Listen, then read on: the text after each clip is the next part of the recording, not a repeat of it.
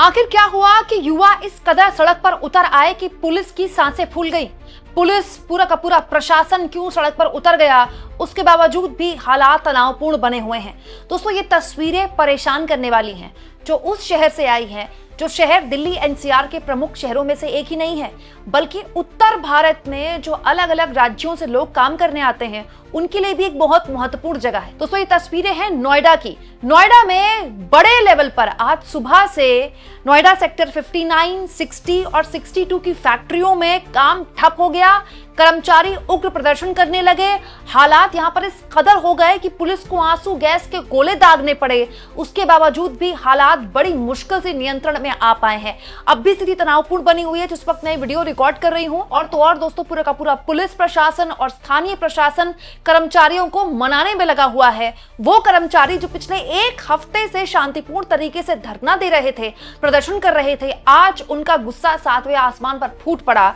ये गुस्सा क्यों फूटा और ये हमारे देश की किस समस्या की मूल जड़ को पकड़ता है, सब कुछ मैं आपको तफसील से बताऊंगी, लेकिन बिना भूमिका के आपके सामने पहले खबर रखती हूं। दोस्तों, पिछले कई दिनों से नोएडा के सेक्टर 60, 62 इस इलाके में, जो खासतौर पर फेज 2 माना जाता है नोएडा का, वहां पर फैक्ट्री कर्मचारी जो थे, जो जिनको आप श्रमिक कहते हैं, वो सैलरी बढ़ाने की मांग कर रहे थे। कुछ कर्मचारी तो ये कह रहे थे कि उनको मिलते 12,000 है, लेकिन वो अपने घरों में 25-25 हजार सैलरी बनाते हैं। और ये जो सैलरी बढ़ाने की मांग थी, ये कर्मचारी पिछले लंबे वक्त से कर रहे थे, ऑलमोस्ट एक हफ्ते से कर रहे थे, लेकिन उनकी मांग बिल्कुल दरकिनार की गई, सुनी नहीं गई। और आज ये हुआ दोस्तों कि आज सुबह, जब सोमवार का दिन होता है, फैक्ट्रियां खुली, हजारों कर्मचारियों का जो गुस्सा था वो सातवें आसमान पर चला गया। नोएडा में प्रदर्शनकारियों ने गाड़ियों को आग के हवाले कर दिया। ऐसा ही फरीदाबाद में भी देखने को मिला है दोस्तों। फरीदाबाद के सेक्टर 37 में काम बंद कर दिया गया।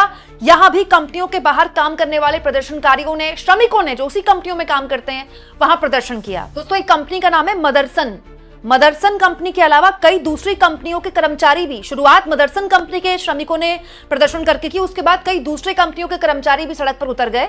और जो फरीदाबाद में हंगामा हुआ है वो भी मदरसन कंपनी के कर्मचारियों का ही हंगामा हुआ है। हालत ये हो गई कि पुलिस को बीच बचाव करने के लिए आना पड़ा, लेकिन यहां पर तब तक जो प्रदर्शनकारी थे, जो श्रमिक थे, वो कई गाड़ियों को फूंक चुके थे, हंगामा कर चुके थे। अब फिलहाल पुलिस न केवल एक्शन ले रही है, बल्कि कह रही है कि जिन लोगों ने भड़काया है उनकी भी हम पहचान कर रहे हैं, और हालात संभालने के लिए जो श्रमिक हैं, जो प्रदर्शन कर रहे थे, उनसे बात करने की भी कोशिश कर रही है। दोस्तों, ये जो हिंसा है, ये नोएडा के फेज 2 सेक्टर 60 से निकली। आगजनी, तोड़फोड़, पत्थरबाजी की घटनाएं यहां पर सामने आई, और उसके बाद ये पूरे इलाके में आप देखिए ट्रैफिक पूरी तरह से ठप कर दिया गया। श्रमिक सड़क पर उतर गए। ये जो वीडियोस मैं आपको दिखा रही हूँ सोशल मीडिया में, उन लोगों के सोशल मीडिया हैंडल से दिखा रही हूँ जो दफ्तर जा रहे थे। मैं आपको बता दूं दोस्तों, नोएडा का फेज 2, नोएडा का सेक्टर 60, 61, 62, ये एक प्राइम जगह है नोएडा की। मतलब आप कह सकते हैं बहुत सारे ऑफिसेज इस एक जगह पर हैं। बहुत ही घनत्व इलाके में, आप कह लीजिए लाइन से सारे ऑफिसेज हैं। पूरा का पूरा एरिया ही, आप मतलब जितने बड़े ऑफिसेज हैं सब आपको इस एरिया में मिल जाएंगे। और इस एरिया को ठप कर देना, इस एरिया में ट्रैफिक बाधित हो जाना, मतलब बहुत ही कंपनियों को इससे नुकसान होगा। बहुत सारी कंपनियों के कर्मचारी सड़क पर फंस सकते हैं। दोस्तों, एक महिला है मदरसन कंपनी में काम करने वाली, इनका नाम लक्ष्मी है। इनकी ये बोली हुई बात सोशल मीडिया में काफी शेयर की जा रही है। वीडियो नहीं दिखा सकती, कॉपीराइट का इशू होता है, आप जानते हैं, लेकिन इन्होंने क्या बोला है आज तक ने छापा है, मैं आपको दिखाती हूँ। इनका कहना है, मैं मदरसन में काम करती हूँ, वो हमें कम वेतन दे रहे हैं, हमें ज्यादा वेतन चाहिए। जब हमने धरना दिया तो उन्होंने बिना किसी गलती के हमारी पिटाई की।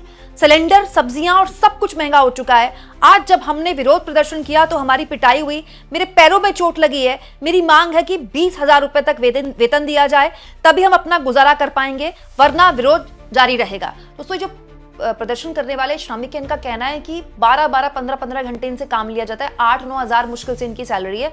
इनकी सैलरी बढ़ाई जाए और काम के घंटे कम किए जाएं। दोस्तों, हालत ये हो गई श्रमिकों की गुस्से की कि उन्होंने कंपनी की संपत्ति को भी नुकसान पहुंचाया है। काफी नुकसान वहां पर कंपनी की संपत्ति को पहुंचाया गया, तोड़फोड़ मचाकर। अभी फिलहाल जो स्थिति है दोस्तों, सेक्टर 60, 59 सेक्टर और सेक्टर 62 में ऑलमोस्ट आप कह सकते हैं जो फैक्ट्रियां हैं, कंपनियां नहीं, जो फैक्ट्रियां हैं जहां पर ये श्रमिक काम करते हैं, ऐसी कई फैक्ट्रीज हैं, वहां एकदम से काम ठप हो गया है। हालत ये होगी दोस्तों कि पीएसी और आरएसी तक को तैनात कर दिया गया है। दोस्तों, एक बकायदा वीडियो भी है जिसमें जो कर्मचारी हैं वो पुलिस की गाड़ी को पलट दे रहे हैं। न केवल उसमें तोड़फोड़ कर रहे हैं बल्कि पुलिस की गाड़ी को भी उन्होंने पलट दिया। मतलब कानून अपने हाथ में लिया गया यहाँ पर। अच्छा, यहाँ पर एक और चीज गौर करने वाली है कि आज जब प्रदर्शन हिंसक हुआ है ना, उसके एक दिन पहले स्थानीय प्रशासन इनके पास पहुंचा था बातचीत करने के लिए।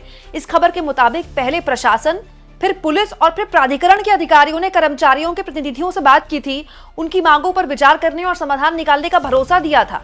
लेकिन कहां बात नहीं बनी, कहां ये मामला उग्र हो गया इस लेवल पर कि सड़क पर मतलब श्रमिक पूरी तरह से टूट पड़े अपने गुस्से के साथ। दोस्तों, गौतम बुद्ध नगर में काम करने वाले श्रमिकों को ओवरटाइम के बदले दुगना भुगतान मिलेगा, यह आश्वासन भी दिया गया था इनको। एक्चुअली में यही इनकी मांग थी कि जो घंटे हैं काम करने के वो असीमित हैं, 12-12, 15-15 घंटे काम किया जाता है, लेकिन जो वेतन है वो नहीं मिलता। कई लोगों की ये भी मांग थी कि जो वादा किया गया था वेतन बढ़ाने का, वो वादा भी पूरा नहीं हुआ। अब बड़ा सवाल ये है दोस्तों कि ये जो मांग है ये कैसे अचानक से इतनी बड़ी हो गई। दोस्तों, अचानक से कुछ नहीं होता।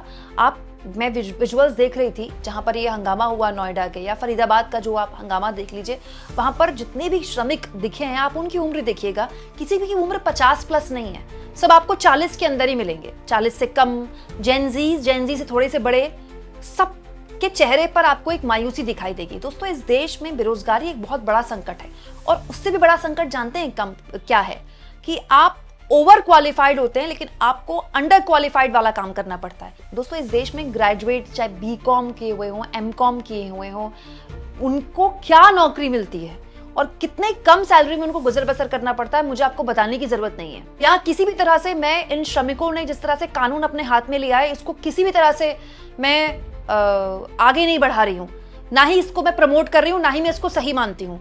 आप किसी भी तरह से जब अपनी मांगों को हिंसक रूप में ले जाते हैं तो आपकी सारी मांगें धराशायी हो जाती हैं और कानून और प्रशासन के पास फिर वही जिम्मेदारी बनती है कि वो कैसे भी करके लॉ एंड ऑर्डर को मेंटेन करे। लेकिन सवाल दोस्तों यहाँ पर दो संस्थानों से है। एक, सरकारों ने रोजगार पर बात करना छोड़ दिया है, लेकिन अगर वो बात करना छोड़ देंगे इसका मतलब ये नहीं है कि रोजगार समस्या बननी बंद हो जाएगी। समस्या आज भी है रोजगार की। दूसरा, इसके लिए बहुत हद तक मीडिया भी जिम्मेदार है। एक वक्त हुआ करता था दोस्तों जब कोई श्रमिक आंदोलन कर रहे हैं, बेरोजगारी पर आंदोलन हो रहा है, दोस्तों नोएडा के सेक्टर 59 में, 60 में, 62 में, मतलब इतनी ज्यादा फैक्ट्रियां हैं, कंपनियां हैं और वहां इतने लंबे टाइम से आंदोलन हो रहा था। आंदोलन यहां तक पहुंच गया कि स्थानीय प्रशासन तक श्रमिकों से बात कर रहा था। लेकिन आपको किसी भी चैनल में ये खबर दिखी? ये प्राइम टाइम की खबर है भाई, क्योंकि नोएडा एनसीआर में आता है। एनसीआर में कोई भी खबर होती है ना तो आप देखेंगे तुरंत वो बड़ी खबर बन जाती है न्यूज चैनल्स में। क्यों? क्योंकि इसी नोएडा में न्यूज चैनल्स हैं दोस्तों। इनफैक्ट जहां पर ये हंगामा हुआ है ना, वहां से जो फिल्म सिटी है नोएडा का सेक्टर 16, वहां हार्डली यहां से 10 किलोमीटर की दूरी भी नहीं है। तो और दोस्तों बहुत सारे न्यूज चैनल तो इस सेक्टर में भी हैं। किसी भी न्यूज चैनल में आपको ये खबर नहीं दिखाई दी। जब रोजगार पर खबर बननी बंद हो जाती है, सरकारें रोजगार पर बात करना छोड़ देती है। अब दोस्तों पुलिस प्रशासन जो धरपकड़ है, जिन लोगों को ने भड़काया है, उनकी भी शुरू कर चुकी है। कुछ गिरफ्तारियां भी जाहिर तौर पर हुई ही होंगी। लेकिन अब हर लिहाज से अगर आपको श्रमिकों के गुस्से को हमेशा के लिए शांत करना है तो आपको बातचीत का रास्ता निकालना पड़ेगा। तो बातचीत तो करनी ही पड़ी प्रशासन को, कंपनियों को भी बातचीत करनी पड़ेगी श्रमिकों से। तो ये बातचीत पहले हो जाती।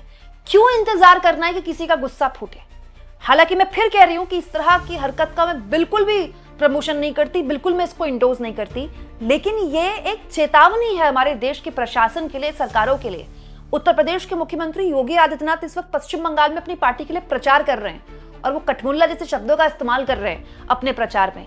योगी आदित्यनाथ को ये पता होना चाहिए कि नोएडा, दोस्तों नोएडा, गाजियाबाद, ये वो हिस्से हैं उत्तर प्रदेश के जो सबसे ज्यादा रेवेन्यू देते हैं उत्तर प्रदेश को। वहां इतनी बड़ी बड़ी कंपनियां हैं, इसीलिए नोएडा है। अगर उस नोएडा में इस तरह के आंदोलन होंगे तो ये किसी भी तरह से नोएडा के सेंटिमेंट को फायदा पहुंचाने वाला नहीं है।